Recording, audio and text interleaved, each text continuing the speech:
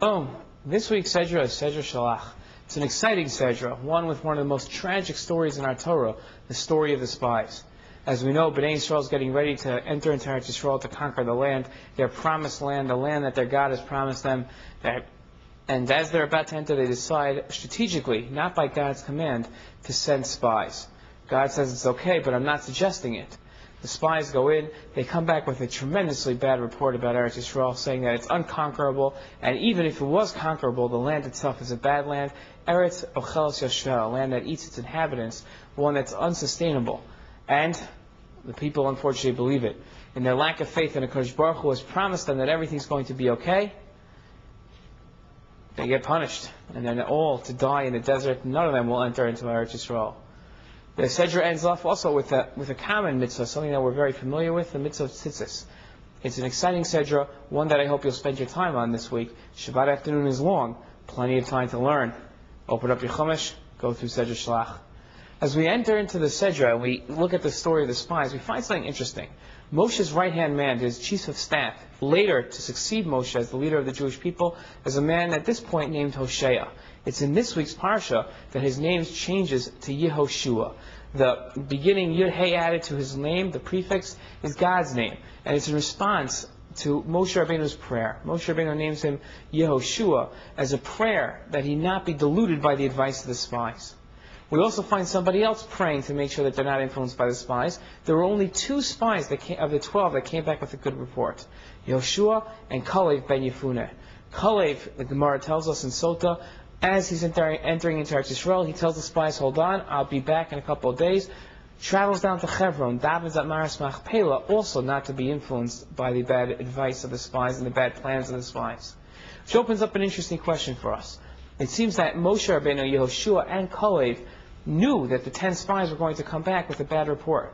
If they knew ahead of time, we can ask 2 questions. The first question is, why would they send them in the first place? The second question is, how did they know? And one answer can explain both of our problems. Moshe and Yehoshua and Kalev didn't know 100% what the spies were planning, didn't even know that they had a plan. And in fact, most probably, when the spies left, they had no plan. But they sensed something in their character, they sensed a flaw, they sensed a certain deviousness within these spies. And because of that deviousness, they were suspicious enough to pray. But at the same time, they weren't suspicious enough, they didn't have enough hard evidence to be able to say, let's not go, let's not send this mission.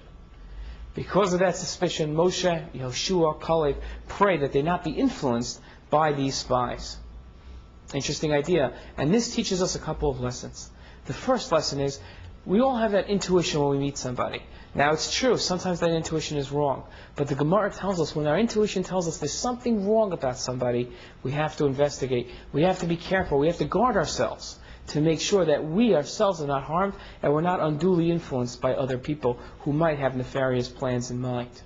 The second idea is, when we do meet somebody, when we do see somebody and we know that they're bad, when we know that they're devious, when we know that they're going to be a bad influence, to separate away from them. Harchek mishachein ra, our Mishnah Navos tells us, and the Rambam explains that we're all influenced by our outsiders, by our neighbors. We have to make sure that our neighbors are good people. It's actually one of the 613 mitzvahs, both sidbuk, to cling to HaKadosh Baruch Hu, meaning clinging to the ones that know HaKadosh Baruch Hu and help us develop that relationship with HaKadosh Baruch Hu.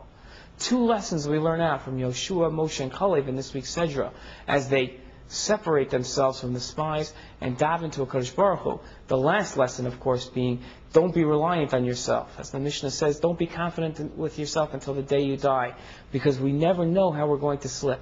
And because even though they recognized the danger, and even though they knew they had to separate, Yehoshua, Moshe, and Kalev sit down, they dive into Hashem for help. And that's something also that we learn, that we have to also be reliant on HaKadosh Baruch Hu and recognize the fact that as much effort as we put in, we still need His help. Shabbat Shalom.